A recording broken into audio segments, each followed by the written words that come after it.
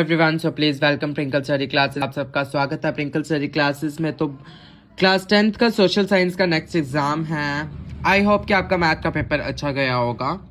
तो अब class 10th के सोशल साइंस के पेपर के बारे में बातचीत करते हैं कि उसके इम्पोर्टेंट क्वेश्चंस के बारे में कि इम्पोर्टेंट क्वेश्चंस किस तरह से आपको जो है प्रिपरेशन करनी है।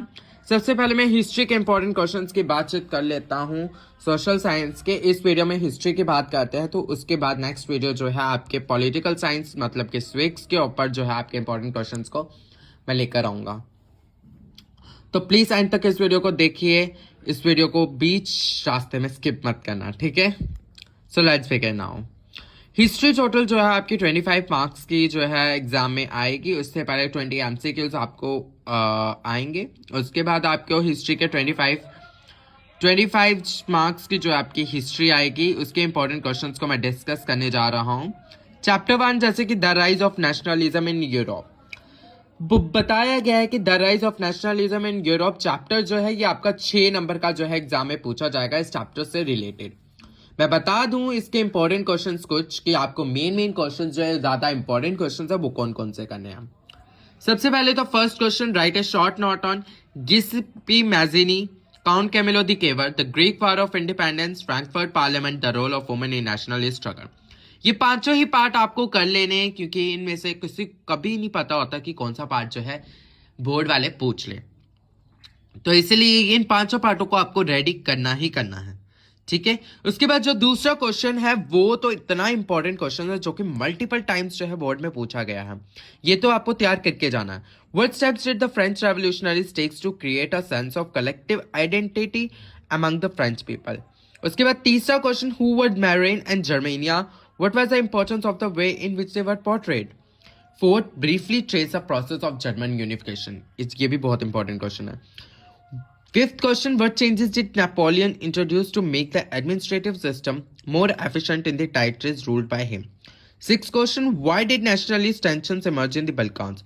ये 6 क्वेश्चंस इतने इंपॉर्टेंट क्वेश्चंस हैं। नहीं, ये 6 क्वेश्चंस को आपको तैयार करना ही करना है। फर्स्ट चैप्टर से इन 6 क्वेश्चंस को तैयार करते हो और फर्स्ट चैप्टर जो है आपका 6 मार्क्स का जो है एग्जाम में इसके रिलेटेड जो है पूछा जाएगा, ठीक है। उसके बाद हम बात करते हैं सेकंड चैप्टर की। सेकंड चैप्टर है नेशनलिज्म इन इंडिया।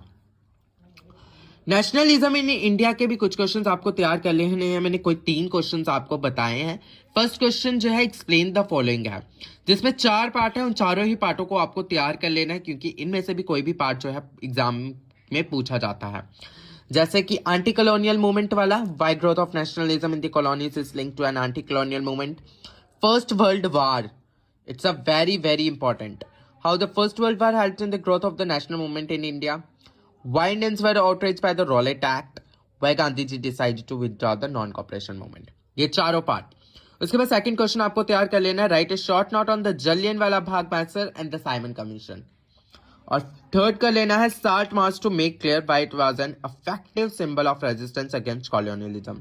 इसमें से मैंने एक क्वेश्चन नहीं दिया, सत्याग्रह, उसके बारे में वो पढ़ लेना। वो शॉर्ट में या वेरी शॉर्ट में ही आएगा, लॉन्ग वगैरह में नहीं आ सकता। और ये चैप्टर जो है ये आपका चैप्टर जो है 5 नंबर का एग्जाम में इसके रिलेटेड जो है क्वेश्चन पूछा जाएगा। उसके बाद आएगा making the global world. Making the global world, making the global world और the age of industrialisation, chapter 3 और चैप्टर 4। बट इसमें इस बार सिलेबस में चॉइस दी गई है। इसमें बोला क्या गया, या तो आप the age of industrialisation chapter prepare कर लो या तो आप making the global world prepare कर लो।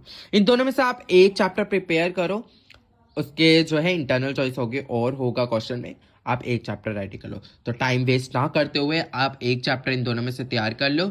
मैं प्रोवाइड करूंगा important questions making of a global world के, ठीक है। ये जो चैप्टर है ये 6 नंबर के रिलेटेड इसके रिलेटेड क्वेश्चन पूछा जाएगा। तो फर्स्ट क्वेश्चन है, explain how the global transfer of diseases in the pre modern world helped in the colonisation of Americans. Question number 2 के एक्सप्लेन द फॉलोइंग है 3, जिसमें मैंने 3 चीजें रखी हैं। British government decided to abolish the corn laws, coming of rinderpest to Africa, what was the effect of great depression in Indian economy. ये तीनों part बहुत इंपॉर्टेंट है, ठीक है।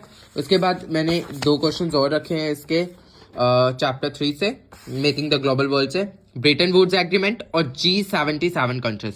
ये तो मुझे बहुत इंपॉर्टेंट क्वेश्चन लग रहा है और मुझे ऐसा लग रहा है कि शायद ये इस बार ये क्वेश्चन पूछा जाए G77 कंट्रीज के रिलेटेड।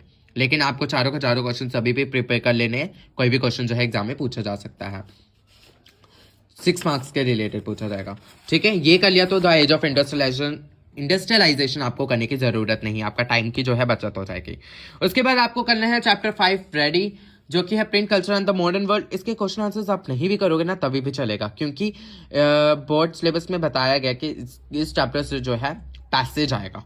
तो जहां तक मुझे लगता है कि पैसेज ही इस चैप्टर से पूछा जाएगा। 5 नंबर का है या कुछ एमसीक्यूज आ जाएंगे, एक पैसेज आ जाएगा, यही रहेगा इस चैप्टर से रिलेटेड। फिर भी अगर आपको रेडी करने हैं इसके क्वेश्चन आंसर्स, कुछ इंपॉर्टेंट क्वेश्चन है जो कि मैं डिस्कस कर लूंगा कि वो आप रेडी कर लो, वो आप पढ़ लो, ताकि एग्जाम में अगर इन द केस पूछा जाता है तो आप लिख सको।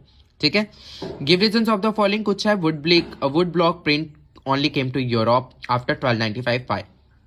Martin Luther was in favor of print and spoke out in praise of it. Give reasons. The Roman Catholic Church began keeping an index of prohibited books from the mid-16th century. Write a short note on Gutenberg Press and Vernacular Press Act.